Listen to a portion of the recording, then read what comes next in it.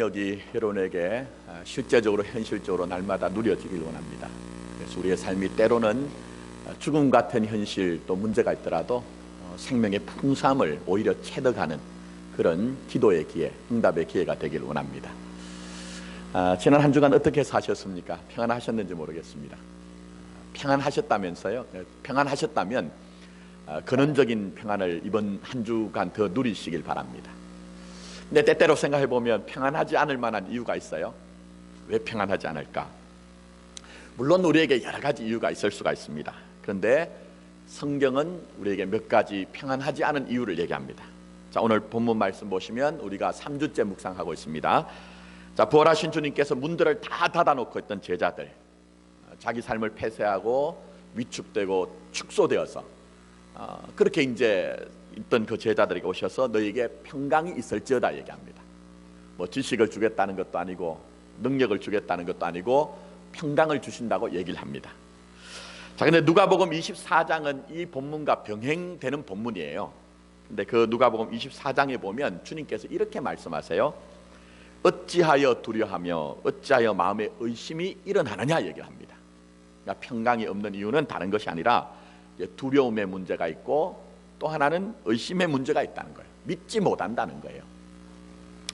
자, 다시 한번 잘 생각해 보시면 내 삶의 여러 가지 이유 때문에 평안하지 못합니다. 그러나 근본적으로는 두려움의 문제가 있습니다. 여러분, 두려움의 문제를 해결하지 않으면 아무리 나의 환경을 바꿔도 소용이 없는 것입니다. 그러니까 인도의 우화 중에 이런 재미있는 우화가 하나 있습니다. 어떤 마법사가, 마술사가 말입니다. 자기가 이제 마술을 할 때마다 이렇게 이제 사용하는 그 쥐가 한 마리 있었는데 얘가 늘 바들바들 떨면서 두려움과 공포 속에 있는 거예요. 그래서 이 마술사가 불쌍한 마음이 들었던지 왜 이렇게 쥐가 바들바들 떠나 봤더니 고양이를 두려워하는 거예요. 그래서 마법사가 긍휼한 마음을 가지고 이 쥐를 뭐로 만들었을까요? 고양이로 만들었어요. 그러니까 문제가 해결됐겠지 생각했는데 이 고양이가 된 쥐가 여전히 두려워서 떨고 있는 거예요. 또 봤더니 이 고양이가 된 쥐가 고양이가 되었음에도 불구하고 또 두려워하는 것이 하나 있습니다. 개를 두려워하는 거예요. 그래서 또 이제 한 번 더 불쌍한 마음을 가지고 이 고양이를 개로 바꾸었습니다. 그럼 문제가 다 해결되고 이 개는 문제가 없겠지 그렇게 생각을 한 거예요. 근데 개가 된 이 고양이, 이 개는요 또 바들바들 떨고 있는 거예요. 왜 그런가 봤더니 이번에는 호랑이를 두려워하는 거예요. 다시 한번 이제 또 이 호랑이로 개를 호랑이로 바꾸어줬습니다. 그럼 뭐 맹수의 왕이잖아요. 맹수의 왕이니까 이제는 더 이상 두려워하지 않고 공포를 느끼지 않을 것이다 생각했는데 또 바들바들 떨고 있는 거예요.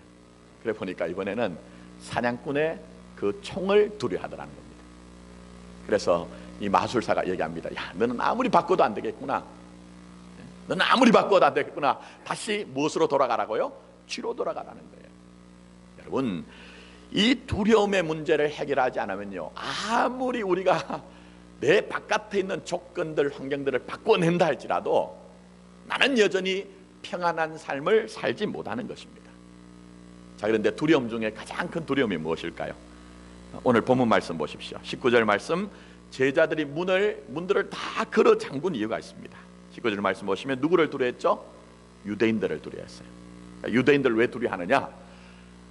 여러분 이미 말씀드린 것처럼 그 당시의 형법에 의하면은 큰 죄를, 중범죄를 저지른 사람이 있으면 그를 따르는 모든 도당들도 사실은 전부 같은 형을 당하는 거예요. 그러니까 이들도 얼마든지 예수님께서 십자가에 달려 돌아가셨는데 자기들의 운명도 저렇게 될 수 있다는 그 죽음의 공포, 죽음의 두려움 때문에 여전히 문들을 다 닫아놓고 폐쇄하고 축소되고 위축된 삶을 살고 있는 것입니다. 여러분, 이 근본적인 죽음의 문제를 해결해야 우리에게 진짜 평안이 있고 진짜 자유한 삶을 살 수가 있는 것입니다. 목회자로서 때때로는요 정말 마음이 어려운 일들이 있어요. 그 가운데 하나는 때로는 이제 참 안타까운 그 죽음을 경험할 때 마음에 참 어려움이 오래 갑니다. 오래 가는데 제가 예전에 목회를 하면서 그런 경험이 있었어요. 많은 나이가 되신 분은 아니고 젊으신 분인데 정말 열정적으로 정열적으로 자기 일을 했어요. 그래서 이 시대가 어렵지 않습니까? 나름대로 성공도 했어요. 친구들이 전부 부러워하고 인정할 만한 그런 삶을 살았는데, 어느 날 너무 분주하게 살다 보니까 기침이 이렇게 잔기침이 안 떨어지는데 그걸 그냥 뒀습니다. 그러던 중에 몸이 조금 이제 좀 가볍지가 않아 가지고 한 날을 정해 가지고 바쁜 시간을 쪼개 가지고 병원을 갔더니 이미 손을 쓰기가 어렵다는 판정을 받았어요. 판정을. 그래서 제가 이제 신방을 가서 얘기를 해보니까 이분 얘기가 그래요. 그 점점 말라가고 눈동자에 초점을 잃어가고 또 목소리에 힘이 없어지는 그 목소리 속에 하는 얘기가, 목사님, 제게 이럴 일이 있을 줄 알았으면 제가 그렇게 살지 않았을 것입니다. 그런 얘기를 해요, 여러분. 그분은 사실은 누가 뭐라고 해도 돈을 추구해서, 그래서 많은 물질을 소유하게 됐습니다. 또 때로는 사람들이 부러워할 만한 명예도 얻었습니다. 그런 능력이 있다 보니까 자기가 사랑하는 사람을 어떤 면에서 쟁취를 해서 아름다운 가정도 이뤘어요. 때로는 뭐 신앙의 가정인데요, 오랫동안 뭐 몇 대가 신앙의 가정을 하는데 자기 신앙의 양심에 거르끼는 일을 하면서 얼마든지 그는 성공을 지향하면서 살았어요. 그러면서 성취감도 느꼈는데, 그런데 문제는 그 죽음의 세력 앞에서는 아무것도 아니더라는 거예요. 무기력하더라는 거예요. 그래서 여러분, 우리 이거 잊지 말아야 됩니다. 그게 다른 사람에게만 적용되는 것이 아니라, 결코 먼 얘기가 아니라 나에게도 얼마든지 적용될 수가 있는 것이다. 이 죽음의 문제를 해결하지 않으면 누구든지 다 평안을 잃어버리고 지롭지 않은 어리석은 삶을 살 수가 있다는 거예요. 그래서 우선적으로는 가장 시급하게는 이 죽음의 문제를 해결해야 된다는 것입니다. 근데 이 죽음의 문제를 해결하지 않으면요, 우리가 하는 일들이 전부 다 쓸데없는 일이 될 수가 있어요. 그 누가복음에 보시면 그 부자가 자기의 창고를 막 늘리면서, 내 영혼아, 오늘 이렇게 우리가 수확이 많은데 이거 다 수장고에, 저장고에 넣고는 먹고 마시고 즐거워하자 얘기하잖아요. 그러나 그날 밤에 하나님의 음성이 뭡니까?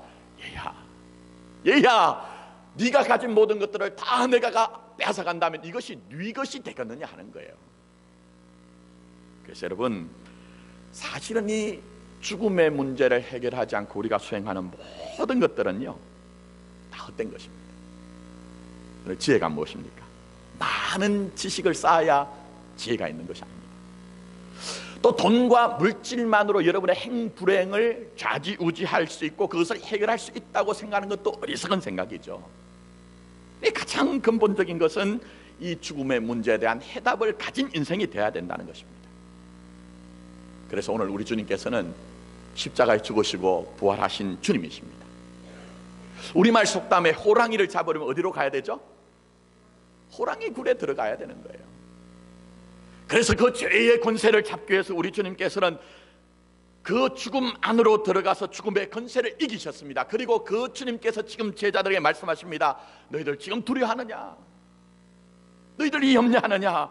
두려워하지 말라. 나를 십자가에 못 박은 저들이 너희들도 죽일까 봐 두려워하느냐? 나는 부활이다, 나는 생명이다. 그러니 너희들이 두려워하지 말라고 말씀하고 있습니다. 사랑하는 성도 여러분, 그래서 부활하신 주님을 만난 모든 사람들은 가장 근본적인 그 죽음의 문제를 해결했기 때문에 그 삶의 근원적인 평안을 누릴 수가 있는 것입니다. 그래서 사도 바울은 부활하신 주님을 만나고 그가 고백했던 것이 무엇입니까? 사망은 너의 이기는 것이 어디 있느냐, 너의 쏘는 것이 어디 있느냐라고 얘기를 했잖아요. 여러분, 부활하신 주님의 능력만이 우리를 진정한 평안의 자리로 끌고 가는 것입니다. 여러분, 보십시오. 이 시대 정말 어렵죠. 정말 힘듭니다. 우리를 위축되게 하고 우리를 축소하게 하는 여러 가지 두려움의 이유가 있습니다. 그러나 지금도 여전히 주님은 살아계세요. 지금도 여전히 주님은 그 십자가의 능력, 부활의 능력으로 여러분에게 그 주님 안에 있는 평안을 우리에게 주시기를 원하십니다. 요한복음 14장 27절에 주님이 직접 말씀하셨습니다. 직접 말씀하실 때 평안을 너희에게 끼치노니 곧 나의 평안을 너희에게 주노라. 너희에게 주는 것은 세상이 주는 것과 같지 아니하리라. 너희는 마음에 근심도 하지 말고 두려워하지도 말라. 할렐루야. 지금 그 평안을 주시는 주님이 여러분이 함께 하신다는 거예요. 때때로 우리에게 죽음과 같은 큰 문제가 있고 우리의 인생의 문들을 다 닫아 끌 만큼 정말 어려운 문제들이 있지만, 그러나 그 가운데서도 주님은 함께 하시면서 주님의 평안을 우리에게 주십니다. 주님이 주시는 평안만이 우리에게는 염려도 걱정도 근심도 다 이기게 하십니다. 그리고 주님이 주시는 평안만이 그 평안이 무엇인지 알게 하고 평안을 나누어주는 평안의 증인의 삶을 살게 할 것입니다. 주님의 평안으로 말미암아 여러분들 안에 있는 두려움들 이기시고 그 평안이 무엇인지를 많이 펼쳐내시는 여러분의 삶이 되기를 예수님의 이름으로 축복합니다. 자, 두 번째가 무슨 문제라고 했습니까? 의심의 문제입니다. 여러분, 제자들이 의심할 만해요. 무슨 얘기냐? 잘 한번 생각해 보십시오. 제자들이 주님을 지금 믿지 못하는 이유가 있습니다. 왜냐하면 이런 과거에 주님이 따라오라 하니까 저들의 집도 버려두고 배도 버려두고 가족도 다 뒤로 하고 주님을 따라다녔어요. 근데 주님은 자신이 가시고자 하는 그 길을 가셨어요. 내 의사를 물어보지 않고 내 판단을 물어보지 않고 주님 절대로 그렇게 하시면 안 됩니다라고 그렇게 간곡하게 부탁하는데도 우리 주님은 그 십자가를 향해 올라가셨단 말입니다. 아니, 그러면 지금 부활하신 주님도 얼마든지 과거에 그렇게 하셨으니 부활하시고 난 후에도 주님은 당신의 뜻대로 당신의 계획대로 그렇게 떠날 수가 있다는 거예요. 그러니 지금 주님을 믿지 못하는 것이죠. 또 하나는 이유가 있습니다. 자기들에게 전과가 있는 거예요. 자기들이 했던 일이 있는 것입니다. 무슨 얘기입니까, 여러분? 그들이 주님을 버렸던 경험이 있습니다. 그 십자가의 자리에서 목이라도 내놓고 끝까지 주님을 따르겠습니다 했지만 그 십자가의 죽음이 너무나 두려워서 공포스러워서 누가 도망하라고 한 것도 아닌데 저주하면서까지 부인하면서까지 주님을 떠나서 뿔뿔이 흩어졌던 그들이에요. 그러니 주님 앞에 면목이 없는 겁니다. 면목이 없는 거예요. 또 주님께서 그들을 버리신다고 해도 유구무원인 것입니다. 그래서 지금 이들은 믿지 못하는 겁니다. 자, 더 나가서 더 결정적인 것이 있습니다. 그들은 부활 자체를 믿지 못하고 있어요. 부활 자체를 믿지 못하고 있어요. 부활의 아침에 여인들이 주님을 만났습니다. 말씀하신 대로 살아나셨다는 것을 전하여서 그들에게 전했지만 이들은 도무지 부활이라는 사실을 믿을 수가 없어요. 왜냐하면 죽은 사람이 살아난다는 것이 이성적으로 타당하지 않은 일이고 그들의 경험에 한 번도 경험하지 않은 일이니까, 그러니 부활 자체를 믿지 못하는 거예요. 근데 여러분 잘 한번 생각해 보십시오. 내가 알고 있는 것, 내가 생각하고 내가 판단하고 내가 결정한 것, 그것이 전부라고 여러분 생각하세요. 여러분, 그렇게 생각하면 정말 어리석은 거예요. 자기는 안다고 생각하는데 그게 바로 무지한 것이고, 자기가 밝다고 생각하는데 그게 바로 어두운 무명에 처한 거예요. 여러분, 그래서 보시면 때로는 우리가 안다는 것, 경험한다는 것이요, 은혜의 세계에 나가게 하는데 굉장한 장애물이 될 수가 있어요. 제가 어떤 목사님을 만났는데요, 그 목사님이 그런 얘기를 하세요. 모 대형 교회, 저희 교회보다는 훨씬 규모가 커서 청년들이 정말 많이 모이는 교회랍니다. 전통적인 교회고요, 아주 큰 교회인데 거기에 이제 목사님이 계시고 또 스태프들이 있는데 그 많은 청년들이 있으니까 그 청년들을 도와줄 수 있는 이제 신자들, 성도들이 몇 분 계신데 그 가운데 모대학의 경영학과 교수님이 한 분 계시답니다. 근데 그 청년부를 담당하는 목사님이 늘 이 말씀을 준비할 때마다 스트레스를 받는데요. 왜 그러냐 했더니 설교가 끝나면, 메시지가 끝나면 경영학과 교수님이 오셔서 얘기를 한대요. 목사님, 오늘 은혜 많이 받았습니다. 시작은 그래 한대요. 예, 감사합니다. 근데 목사님 오늘 설교하시는 중에 그 말씀의 일한 부분은 경영학의 이론에 맞지 않습니다. 얼마나 스트레스가 받는지 모르는데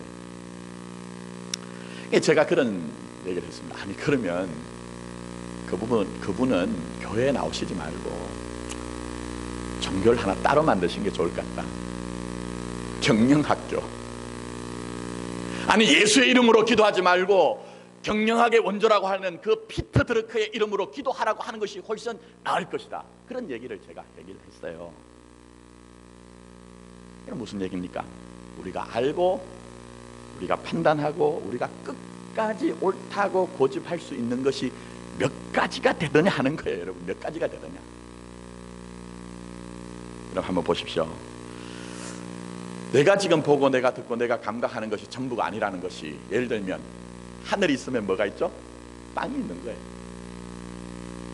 아니, 하늘과 땅보다 훨씬 더 광대무변한 우주가 있죠. 그래서 우리가 보고 듣고 느끼고 알고 하는 것이 얼마나 한계가 있는 것 하나 제가 논증을 해볼까요, 여러분? 혹시 어제 저녁에 저 하늘에 떠 있는 별 보신 분 계십니까? 요즘은 별 볼 일이 별로 없어요. 네. 근데 그 별, 여러분, 저렇게 초롱초롱한 저 별이 현재 지금 내가 눈으로 보고 있으니까 그게 존재한다고 생각하잖아요. 근데 존재하지 않을 가능성도 얼마든지 있다는 거예요. 무슨 얘기냐? 별들과 지구와의 거리, 지구와 별들과의 거리를 보통 우리가 쉽게 거리를 얘기할 때 광년으로 얘기합니다. 광년으로. 광년이 뭡니까? 빛의 속도로 달려가는 거리잖아요. 근데 그 별들의 거리를 1광년이면은 빛이 1년 동안 달려갈 수 있는 거리거든요. 근데 그 별들은 보통 통상 몇백 광년, 몇천 광년이에요. 그러니까 여러분이 오늘 이 밤에 저 하늘을 쳐다보면서 야, 초롱초롱 별이 빛나는구나 하지만 그 별빛은 수백 년 전, 수천 년 전에 빛의 속도로 달려온 그것을 우리가 보고 있다는 거예요. 그럼 얼마든지 내가 지금 눈으로 보는 저 별이 존재하지 않을 가능성도 있다는 것을 알아야 된다는 거예요, 여러분. 그러니 우리가 보고 있는 것, 듣는 것, 우리 아는 것, 지식이 얼마나 한계가 있느냐 하는 거예요.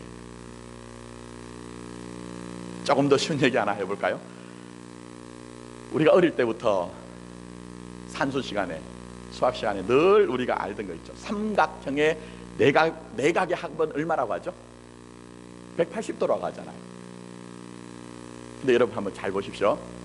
그거는 평면에 꼭지점을, 세 꼭지점을 그렸을 때 내각의 합이 180도지. 당장 여러분이 지구본을 하나 갖다 놓고요, 서울에다가 점을 하나 딱 찍고, 또 반대편에 있는 아프리카에다가 점을 하나 딱 찍고, 저 중남미에다가 점을 하나 딱 찍어가지고 삼각형을 그리면요, 이 삼각형의 내각의 합은 180도를 훨씬 넘거든요. 넘어요. 자, 뭘 얘기하느냐? 하나님의 세계는 우리가 이해하고 판단하고 경험하는 것보다 훨씬 크고 높고 넓다는 거예요. 그러니 우리가 우리 주님 앞에서는 겸손할 수밖에 없는 거예요. 겸손할 수밖에 없는 거예요. 여러분 보십시오. 좌가 있으면 누가 있는 것이고, 빛이 있으면 그림자가 있는 것이고, 또 더 나가서는 우리에게 죄가 더한 곳에 뭐가 있다고 했습니까? 은혜가 더하다고 얘기했잖아요. 그래서 분명히 죽음이 있으면 생명도 부활도 있다는 것을 알아야 된다는 거예요. 그러나 나의 이성과 경험으로 이 죽음이란 것이 모든 살아있는 것의 마지막이라는 어떤 경험들, 판단들, 이 편견들이 지금 이 제자들이 부활을 믿지 못하게 하는 것입니다. 중요한 것은 믿음의 사람이 되어야 됩니다. 믿음의 사람이 되어야 됩니다. 믿지 못하면 여러분이 지금까지 다 알던 것도, 여러분이 경험한 것들, 심지어는 우리의 믿음이란 것도 전부 아무것도 아닌 허사가 되는 것입니다. 그래서 오늘 우리 주님께서는 사실은 27절 말씀 보시면 뭐라고 했습니까? 믿음이 없는 자가 되지 말고 어떤 자가 되라고요? 믿는 자가 되라고요. 믿는 자가 되라는 것입니다. 이해가 되고 난 후에 믿어지는 것이 아니라 믿고 난 후에 보니까 모든 것이 깨달아지고 믿고 난 후에 보니까 모든 것을 알게 되더라는 거예요. 믿고 난 후에 보니까 내가 내 삶에 두려워하던 것들이 아무것도 아니기 때문에 담대한 삶을 사는 것이고, 믿고 난 후에 보니까 내가 믿음과 확신을 가지고 능력 있는 삶을 살게 되더라는 것입니다. 저는 여러분 정말 믿음 하나 부여잡는 인생이 되기를 원합니다. 그래서 여러분의 삶에는 믿음의 역사가 이끌어가고 믿음의 역사가 나타나는 믿음의 증거를 취하는 삶이 되기를 원합니다. 그래서 보시면 교회 오시면요, 다른 것 얘기하지 않아요. 계속 믿으라고 하는 거예요. 지난주에도 믿으라고 했는데 오늘도 왔더니 믿으라고, 다음 주에도 와도 믿으라고, 우리의 삶의 생애가 다 하는 동안 주님은 우리에게 계속적으로 믿음을 내어놓는 거예요, 여러분. 그래서 보시면 이 제자들 한번 보십시오. 믿지 못할 때는 전부 자기들의 문들을 다 닫아놓잖아요. 자기를 방어하고 자기 인생을 숨겨놓고 위축하여서 그렇게 살고 있습니다. 그런데 보니 부활하신 주님을 만났고 부활하신 주님께서 아버지께서 나를 보내신 것 같이 나도 너희를 보내노라 얘기합니다. 근데 보시면 주님이 보내는 곳은요 결코 쉬운 자리가 아니에요. 이들의 환경과 형편은 전혀 달라지지 않았습니다. 오히려 더 어려워집니다. 무슨 얘기냐? 예수님이 부활하셨다는 소식을 듣고 대제사장과 서기관들은 계략을 꾸밉니다.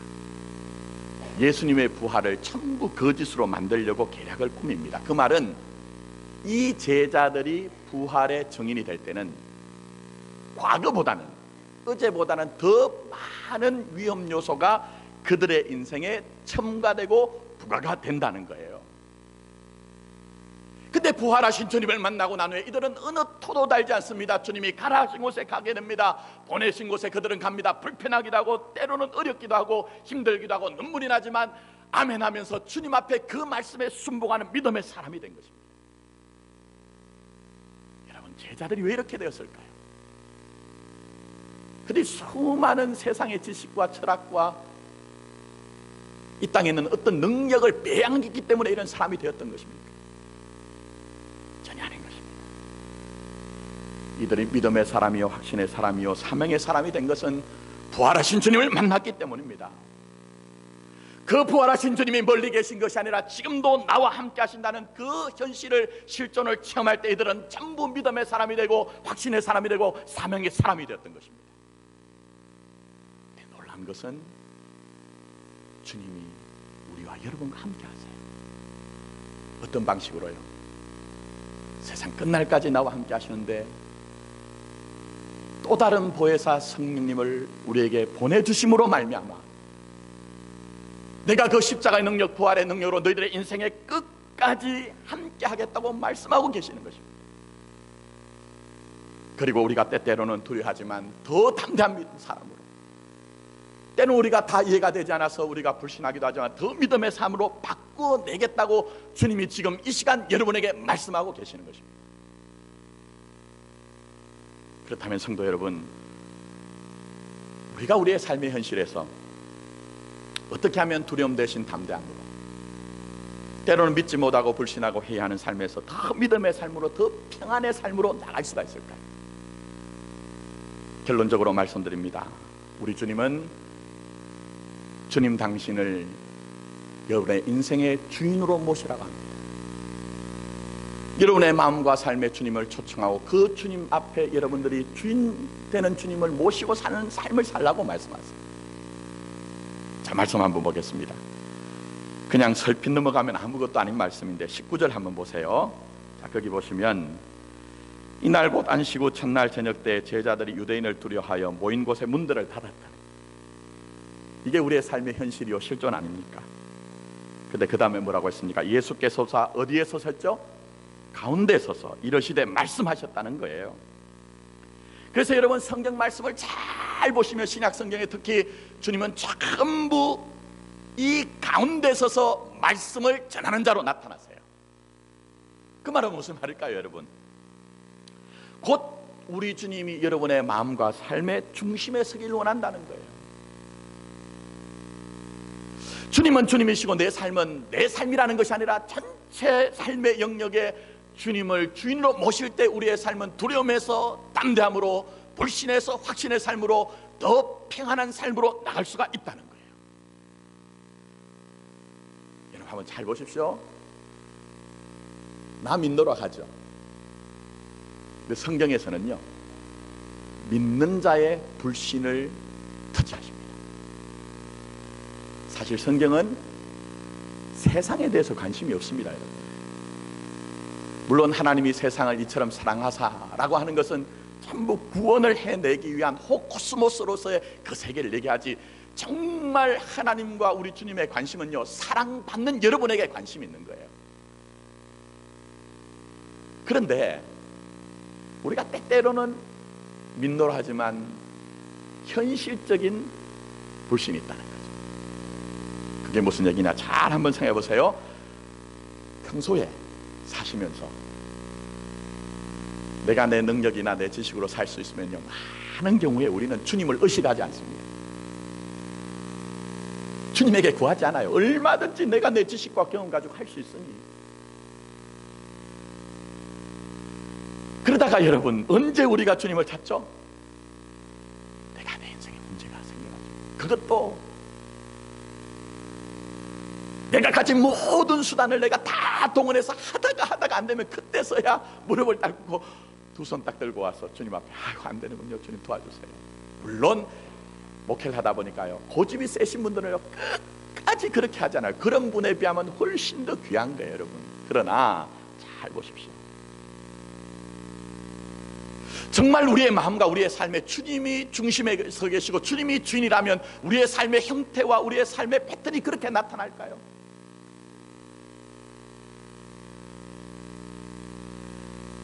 때로는 우리가 그렇게 하는 이유가 있습니다.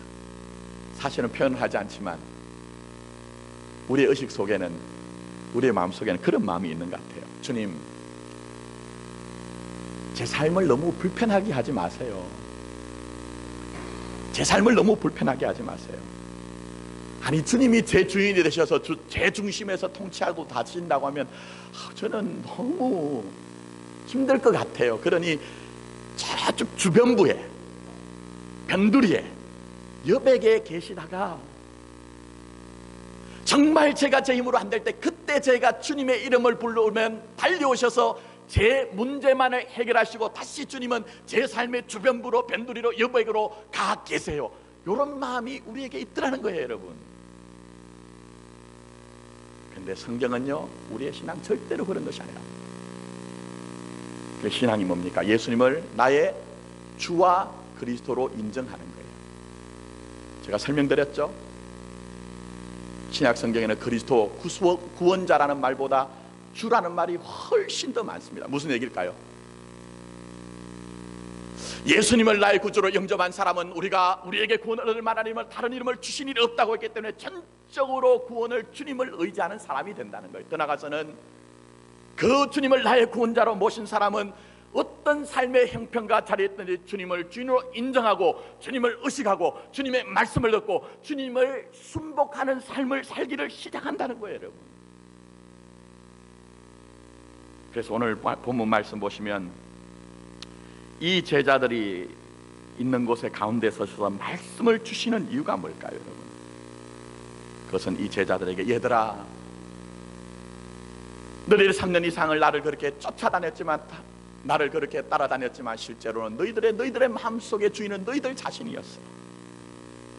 이제는 진정으로 나를 너희들의 인생의 주인으로 모시고 네 마음과 삶의 중심에 나를 인정하고 나를 의식 한번 해봐. 인생의 주인이신 그 주님이 우리에게, 이 제자에게 말씀하십니다. 너희들에게 있는 그 성공과 실패, 너희들에게 있는 강함과 약함, 너희들에게 있는 빛과 그림자, 모든 순간들 속에서 너 혼자 단독으로 자립자존 자치하던 삶을 살지 말고 제발 너희들의 모든 것 가운데 내가 주인 되도록 한번 해봐. 그러면 너희들에게 있는 그 두려움은 담대함으로 바뀌시고 너희들에게 있는 그 불신은 전부 믿음과 확신으로 바뀌어질 것이야. 여러분, 우리 인생에 있었던 문제가 뭘까요? 지식이 부족했나요? 여러분의 세상적인 능력과 자원이 부족했나요? 우리 교회로 보면 역사와 전통이 없었던 거예요, 여러분. 우리의 근본적인 문제가 뭡니까? 여기 있는 목사도 우리 자신도 어떤 면에서는 주님을 주인으로 인정하지 않았던 거예요. 성경은 이걸 얘기합니다. 창세기부터 요한계시록까지 계속 이것을 얘기합니다. 그래서 구약 성경에 보시면 모세가 호렙산에 올라갔을 때 하나님을 만납니다. 떨기나무 불꽃 가운데서. 그때 하나님이 모세에게 뭐라고 하시죠? 네가 선 곳은 어떤 곳이다? 거룩한 곳이다. 그리고 네 발에서 뭘 벗으라고 합니까? 신을 벗으라고 하잖아요. 신을 벗으라고 하잖아요. 과거에 제가 청년들 데리고 성경 공부할 때 이 본문 말씀 가지고 묵상을 하니까 어떤 청년이 그래요. 목사님, 하나님이 신발 모시는 그 컬렉션 하는 그런 취미가 있으신 모양이에요. 농담 삼아. 제가 알고 있는 어떤 젊은 사람도 신상품 그 특정 메이커의 신발만 나오면요 환장을 합니다. 어떨 때는 그 매장 앞에 가가지고 막 줄을 서가지고 사더라고요. 제가 그것도 병이다, 야, 죄다 이렇게 얘기했거든요. 아니, 하나님께서 왜 신을 벗으라고 하는 거예요, 여러분? 여기엔 중요한 의미가 있습니다. 이스라엘에서는 주인만 신을 신는 거예요. 주인만 신을 신는 거예요. 그래서 주님께서는 이 모세를 향해 말씀한 게 뭡니까? 얘야, 네가 지금까지 인생의 주인이 너인 줄 알았지. 그래서 너의 지략과 너의 경험과 너의 판단과 너의 혈기를 가지고 네 인생을 경영하려고 했잖아. 그 사명조차 감당하려고 했잖아. 이제는 네가 네 인생의 주인이 아니라 종의 자리에 내려와서 주인인 나를 좀 의식하고 내게 묻기도 하고 그 판단조차 다 내놓고 나의 말에 순복하라는 거예요. 교회 들어오시는 순간 여러분의 인생에 하나님이 그걸 이루어 가시는 거예요, 여러분. 그걸 지금 이뤄가고 계신 거예요. 그래서 시편 123편 보시면 이런 말씀을 합니다. 시인이 이렇게 고백합니다. 상전의 손을 바라보는 종들의 눈같이, 여주인의 손을 바라보는 여종의 눈같이 우리의 눈이 여호와 우리 하나님을 바라보며 우리에게 은혜 베풀어 주시기를 기다리나이다. 이게 신앙이래요, 여러분. 그렇게 될 때 두려움에서 담대함으로, 불신과 회의의 삶에서 확신의 삶으로 더 평안한 삶을 살 수가 있다는 것입니다. 얼마나 귀한 고백인지 몰라요. 여러분, 이제는 마치 종과 여종이 그 주인을 의식하는 것처럼 우리 교회 여러분들이 조금 더 우리 인생의 주인이신 주님을 의식했으면 좋겠어요. 그래서 지금까지 내가 생각하고 판단하고 결정했던 것, 그것만이 전부라고 생각하지 마시고 더 원대하신 그 하나님의 뜻을 한번 생각해 보시고 내가 무엇을 행할 때 먼저 행하는 것보다는 아버지의 뜻을 한번 물어보십시오. 물론 여러분이 환난당하고 고난당하고 어려울 때 주님은 도와주실 것입니다. 분명히 도와주실 거예요. 그러나 여러분의 삶의 전체가 우리 주님이 주인인 것을 인정하고 주님을 바라볼 때 지금까지 여러분이 신앙생활 하던 것으로 알지 못하고 깨닫지 못하고 체득하지 못했던 그 주님의 평안이 무엇인지를 잘 알아갈 수 있을 것입니다. 물론 이것은 지금처럼 이렇게 예배 드릴 때만, 교회 와서 봉사할 때만 하는 것이 아니라 사실은 더 큰 영역에서 여러분의 가정과 여러분의 직장과 여러분의 사업과 여러분의 자녀를 양육 모든 일들 가운데 주님을 주인으로 모실 때는요,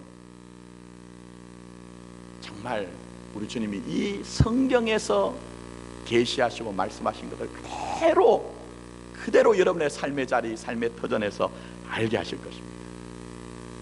그래서 우리 다 함께 이 길 갔으면 좋겠어요. 이 길 가서 부활하신 주님이 우리를 평안케 하셨다.